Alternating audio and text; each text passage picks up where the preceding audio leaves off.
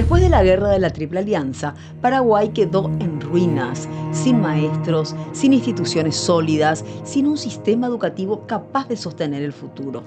Reconstruir el país no era solo una tarea económica o política, era sobre todo un desafío cultural. Había que volver a formar ciudadanos, pensamientos y esperanza. Mientras la nación intentaba ponerse de pie, algunas jóvenes paraguayas se preparaban para el exterior con una convicción profunda: regresar para transformar su tierra desde el aula. Y es allí donde comienza esta historia, la historia de las hermanas Adela Sperati y Celsa Sperati. Dos mujeres que entendieron que educar no era solo enseñar, sino reconstruir la nación desde sus cimientos. Y para adentrarnos en la vida de estas dos mujeres extraordinarias, me acompaña Mari Monte de López Moreira. Ella es doctora en Historia, egresada con calificación cum laude, docente de la Facultad de Filosofía de la UNA y de la Universidad Católica por más de 30 años, autora y coautora de más de 80 libros y artículos. Muy buenas tardes, para mí es un privilegio estar compartiendo contigo, Pelusa, y hablar de las mujeres que hicieron historia aquí en Paraguay. Y la charla va a ser muy agradable. Hoy vamos a hablar de dos hermanas, Sí. las hermanas Sperati, y entonces es saber qué pasaba en ese momento en Paraguay durante la guerra, mientras peleaban nuestros varones y niños. Sí. Si bien sabemos que la guerra comenzó en diciembre de 1864, ¿verdad? Eh, Adela nace en Barrero Grande en 1865. Su madre, doña Dolores Sperati, provenía de una importante familia paraguaya y empezó a criar a su niña. Luego se trasladó a Asunción, siendo ella muy pequeñita todavía. Y ocurre que el 22 de febrero de 1868, los brasileños invaden Asunción, ¿verdad? Con la Armada Imperial famosa, empiezan a bombardear Asunción durante casi todo un día. Y es allí cuando el mariscal López le ordena al vicepresidente Sánchez, que estaba a cargo de la administración civil aquí, ordena la evacuación de Asunción. Y es así que al día siguiente empieza el éxodo, la salida de Asunción hacia Luque, que va a ser la segunda capital del país durante este periodo. Y es en Luque en donde en 1868 nace Celsa, ¿verdad? Se llevan 3 años de diferencia ambas hermanas. Cuando termina la guerra, en realidad la guerra en sí, a mi modo de ver, termina en el año 1869. ¿Por qué digo esto? Porque después ocurren escaramuzas nada más durante todo ese año hasta el 1 de marzo de 1870. En 1869, el 1 de enero, y entre el 1 y el 5 de enero, los aliados tomaron Asunción, ¿ya? Invadieron Asunción. La capital estaba prácticamente vacía después de la evacuación. Y entonces justamente el jefe de las fuerzas aliadas, que era el duque de Caxias, dice: yo no voy a quedarme aquí a pelear solamente con mujeres y niños. Eso fue también después de la famosa batalla de Lomas Valentinas, que duró 7 días. Entonces, la gente muy temerosa, estando en Luque, se quedó durante casi todo ese año 68, ¿verdad? Y los brasileños y argentinos, especialmente unos pocos paraguayos, tomaron la ciudad y los alrededores de Asunción. Posteriormente, ya el mariscal López ordena de vuelta la evacuación de Luque y se van a trasladar a Piribehuy. Estamos hablando de 1869 inclusive ya. Entonces, hacia agosto de 1869 se produce la famosa batalla de Piribehuy el 12 de agosto, con mucha gente que había venido de Luque y de otras ciudades aledañas, especialmente mujeres, ancianos y niños.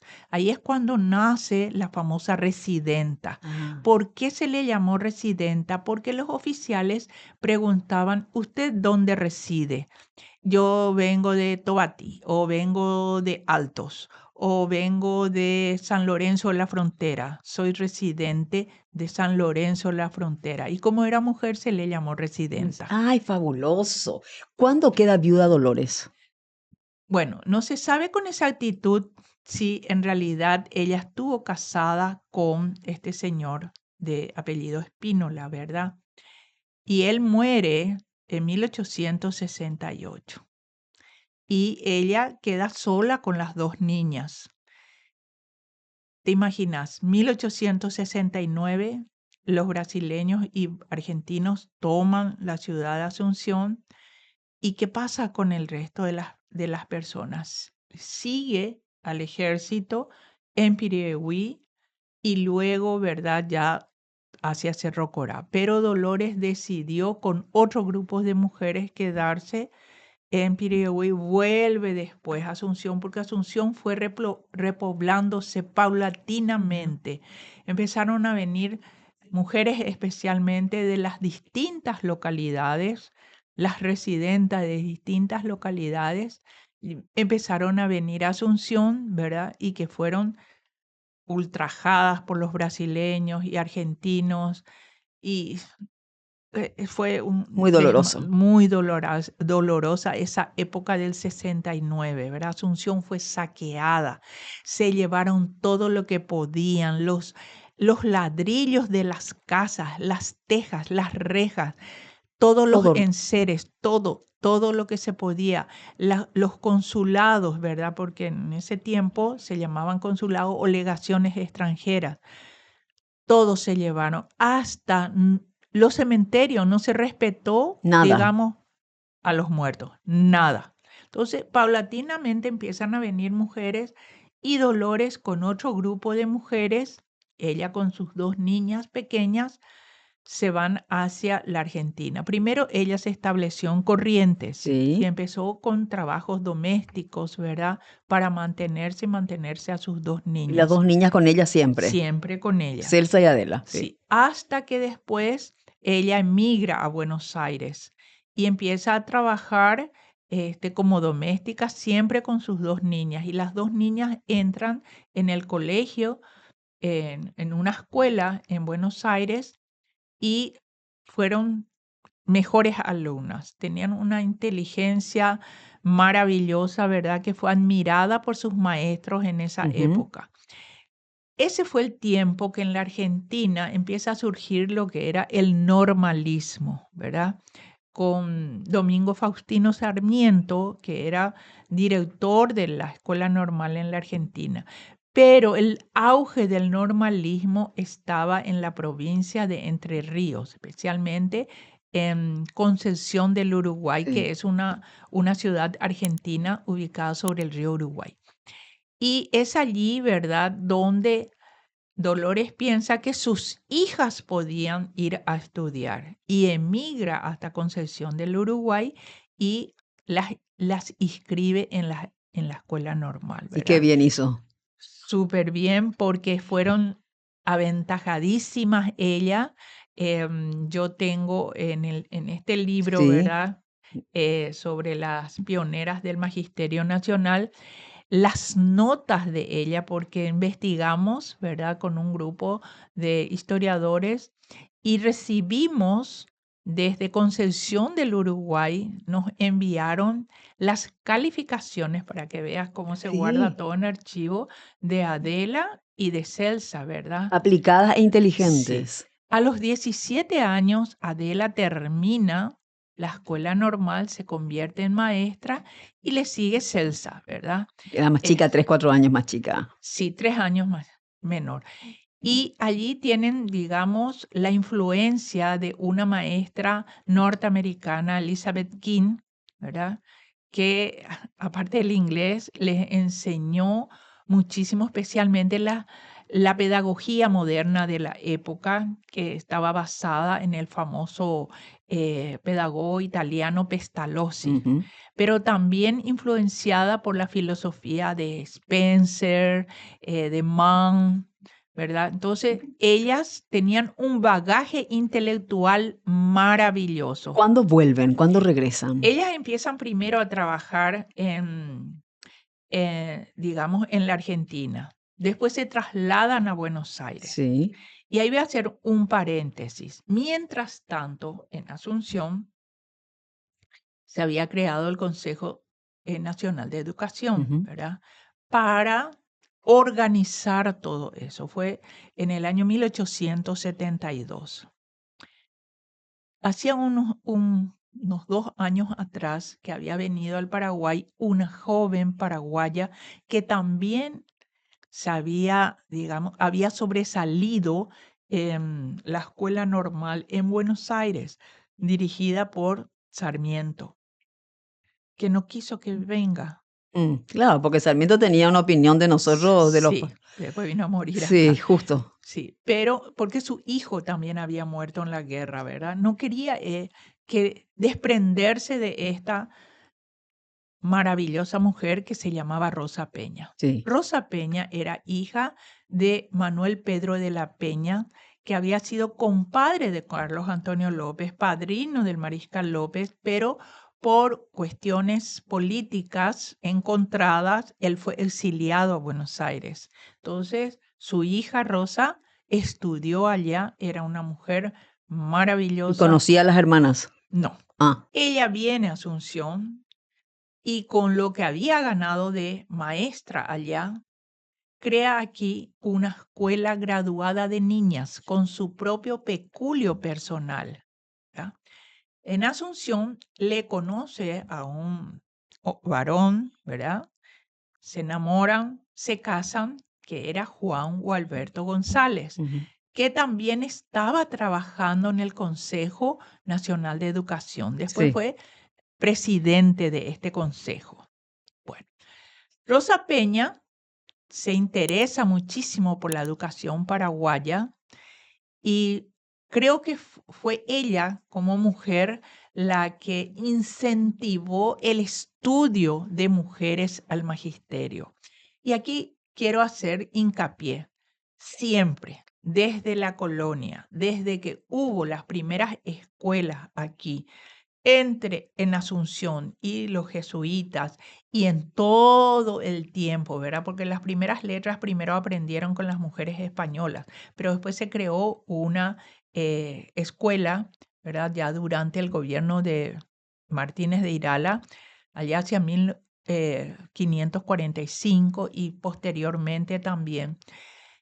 Siempre, desde la conquista y la colonia, no solamente en Paraguay, Mm. sino en toda Hispanoamérica, la enseñanza estaba a cargo de hombres, no había mujeres. Pero luego de la guerra sucede que las Sí. necesitaban.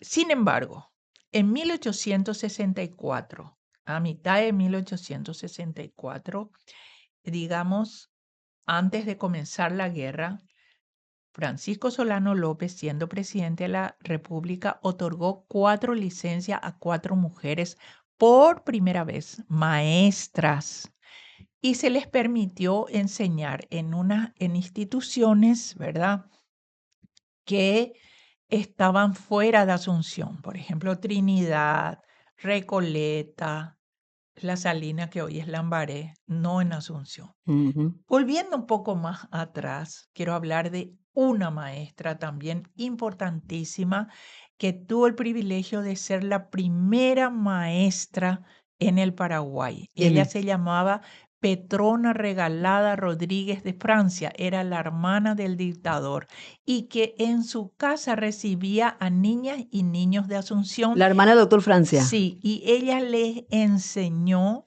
digamos, los principios de libertad a estas niñas y a estos niños eh, que emulaba de los libros, por ejemplo, de Rousseau, Ujú. ¿verdad? Que escribió el Emilio, famoso libro pedagogo. Y ella se convierte en la primera maestra paraguaya.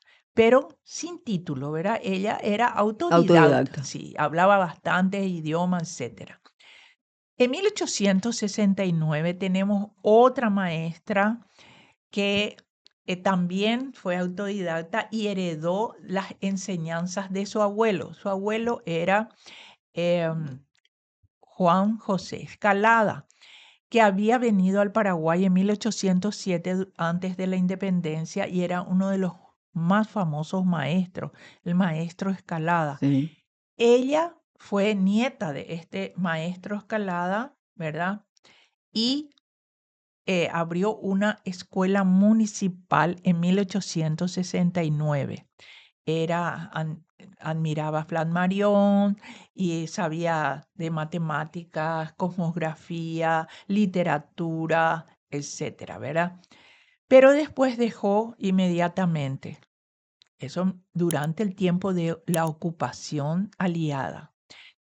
Posteriormente, volviendo a Rosa Peña, ¿verdad? Que ella tiene su escuela graduada de niñas y se relaciona con la gente de educación. Y aquí quiero resaltar a dos hombres importantes como Atanasio Riera, y ascendiente del actual ministro, y em, el doctor Amarilla, Manuel Amarilla. Ellos eran unos maestros maravillosos y ocuparon puestos importantes en la institución, digamos, del Consejo Nacional de Educación.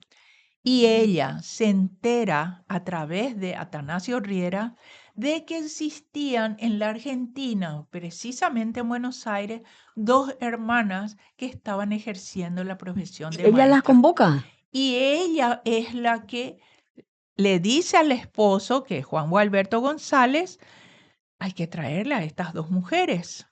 Bueno, entonces se hacen los trámites, etcétera, y vienen ellas en 1890. ¿Con qué Paraguay se encuentran? Y se encuentra con un Paraguay que está emergiendo de las cenizas, ya no tan devastado, porque aquí quiero resaltar también la labor de las mujeres. Siempre digo, ¿verdad? Porque al terminar la guerra quedaron aproximadamente 200.000 habitantes, Sí. de los cuales, em, ¿Cuántas eran mujeres? sí, 180, 170.000 mujeres, el resto eran hombres, ¿verdad? 30.000 hombres útiles. Hablamos de hombres útiles que podían trabajar entre 14 y 60 años, ¿verdad? Porque estamos hablando de finales del siglo XIX, después de una gran hecatombe como fue la guerra. Después de los 60, estos hombres ya no podían trabajar. Y fueron las mujeres Las las que que levantaron. levantaron al país, La ¿verdad? gloriosa mujer La paraguaya que dice el gloriosa, Papa. la gloriosa mujer paraguaya. Bueno, entonces, eh, como dije, encuentran ya un país, si bien en ruina, pero emergiendo de las cenizas. Y vienen en un buque llamado Minerva. Descienden en el puerto de Asunción y es Rosa Peña con Atanasio Riera Les y el doctor recibe. Manuel Amarilla quienes les reciben. Y ellas se incorporan de inmediato para trabajar con Rosa Peña de cerca y se abre la escuela graduada de niñas. Ujú. La escuela, perdón, La la escuela, escuela preceptora, porque preceptora. ya estaba la Ya, graduada. sí, la escuela preceptora de niñas, en donde recibe a muchas niñas, no solamente de Asunción, sino de otros lados también. Y se reciben ellas de preceptoras, entre ellas está Serafina Dávalos, Ramona Ferreira, que es consagrada después periodista, Sí. que fue la primera periodista en fundar un periódico en 1902, ¿verdad? Y ellas posteriormente solicitan una nota a Atanasio Riera, que era el presidente del Consejo Nacional de Educación, que se abra una escuela normal. De hecho, eso ya se venía, digamos, dilucidando y debatiendo que tenía que haber una escuela normal. Se aprovecha digamos, la intervención de Rosa Peña, porque ahora ella ya es primera dama. En Ujú. 1890 sube su esposo como presidente de la República en 1890, ¿verdad? Juan Gualberto González. Y como primera dama, ella emprende también obras sociales, que es tan importante, y las hermanas Esperati están muy cerca de ella. Hay una gráfica que está en todos lados, ¿verdad? En donde se le ve a Rosa Peña, ¿verdad? Porque vestida de oscuro, de negro posiblemente, porque era la vestimenta común. Adela también de negro y eh, Celsa está vestida de blanco porque su madre Dolores había muerto. Cuando vienen de la Argentina, Dolores está muy enferma Ah, ya, ¿verdad? Y al poco tiempo entonces fallece. ellas no estaban con su madre cuando murió Dolores. Ellas ya estaban acá. Ellas estaban acá con Dolores. Ah, Dolores vino con Sí, ellas. Dolores viene con Bien. ella, sí. Y muere después en Asunción. Y ellas se abocan directamente a la enseñanza y a las obras sociales que hace Rosa Peña. Sí, Por como. ejemplo, ella es fundadora del Asilo Nacional, Ujú. es fundadora del Hospital de Caridad y una serie de otras obras sociales que Bien. hace Rosa No Peña, cumplía ¿verdad? solo el papel de primera dama, No, de no, esposa del ella presidente. sí. Y aparte de eso, ella incentiva mucho la educación y le interesaba que más mujeres entren, digamos, al esquema, a la estructura educativa pedagógica de la época. Porque como te dije anteriormente, siempre fueron hombres Varones. los ¿Y maestros. qué impacto tuvo en la sociedad esta escuela normal? Sí, la escuela normal se abre primero la de varones, ¿sí? En 1896, que lastimosamente Rosa Peña ya no estaba porque su marido fue defenestrado del Ujú. gobierno en 1894, unos meses antes de, digamos, Que se de habilite. entregar el gobierno Sí. del 15 de agosto tenía que ser, y le sacan a él en mayo más o menos. Y ellos emigran a Buenos Aires. Entonces se crea la Escuela Normal de Varones en 1896 y estas chicas que habían egresado de la escuela preceptoril empiezan a enviar cartas y documentaciones que las mujeres también necesitaban tener una escuela normal. Entonces, el Consejo Nacional de Educación elige a Adela y a Celsa, las elige como promotora de la escuela normal. Y así se abre, la escuela normal de varones se abrió en febrero y esta se abre en abril de 1896, con todas las egresadas de la escuela de preceptoras, que todavía continúa. Y vienen más mujeres a seguir en la escuela de preceptoras para pasar luego a la escuela normal. Bueno, entonces, hablábamos del impacto y qué valores infundían desde esa escuela normal. Sí, no solamente, y eso quiero resaltar, ¿verdad? No solamente ellas fueron directora y vicedirectora de la escuela normal, sino eh, era, digamos, levantar la moral del ser paraguayo. Y ellas pensaban que si una mujer podía estar al frente de un aula, por ejemplo, ¿verdad? Podía inculcar en los niños que iban a estar llegando a las aulas los valores esenciales que se había perdido durante la guerra, como el respeto, el valor de la palabra empeñada, aparte eso de todas las enseñanzas y la instrucción, ¿verdad? Y lo más importante que quiero resaltar, Pelusa, en ellas fue que intervinieron para terminar definitivamente con los castigos corporales que se venían dando desde la época de la colonia a los niños que En las escuelas. en las escuelas se les castigaba, ¿verdad? Y ellas fueron erradicando todo ese Ellos castigo. erradicaron eso. Por eso el valor, ¿verdad?, de los castigos corporales, que era común, se le llamaba maestro palmeta, porque el niño que no aprendía la lección presentaban las manos Ahí le y se le pegaban. daba un reglazo. Hubo maestros inclusive hasta antes de la guerra del Chaco que todavía seguían con ese mismo patrón cuando las hermanas Sperati derogaron ese tipo era una ley consuetudinaria, no estaba escrito, No, pero no, los no. maestros varones, ¿verdad? El poder. Castigaban, sí. Bueno, ¿y qué pasa con ellas luego? ¿Cuánto tiempo están con su escuela normal? Sí, yo quiero resaltar Sí. una cuestión, que ellas lucharon también por la paridad en lo laboral con los hombres. El maestro mejor dicho, el director de la Escuela Nacional de Varones ganaba 300 pesos. ¿Y una Y, a- maestra? y ella como directora de la escuela normal ganaba 150 y la vicedirectora No 120. cambió mucho, ¿eh? Entonces, ellas mismas solicitan que haya una paridad laboral porque era el Mismo mismo puesto. trabajo y el mismo puesto. Y fueron consiguiendo, Lo ¿verdad? lograron. Lo lograron.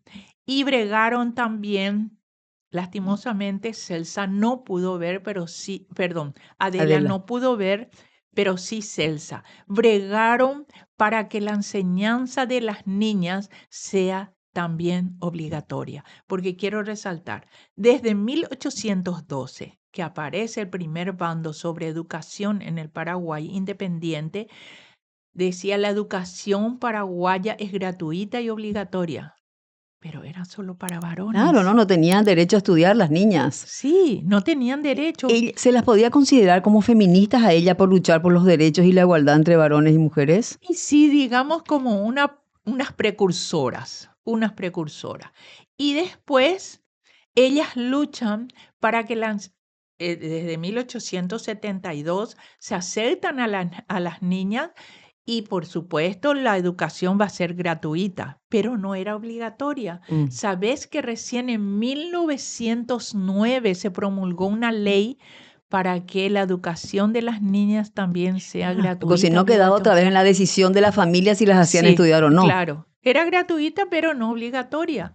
Y Adela lucha sobre eso. Lastimosamente, como digo en mi libro, ¿verdad?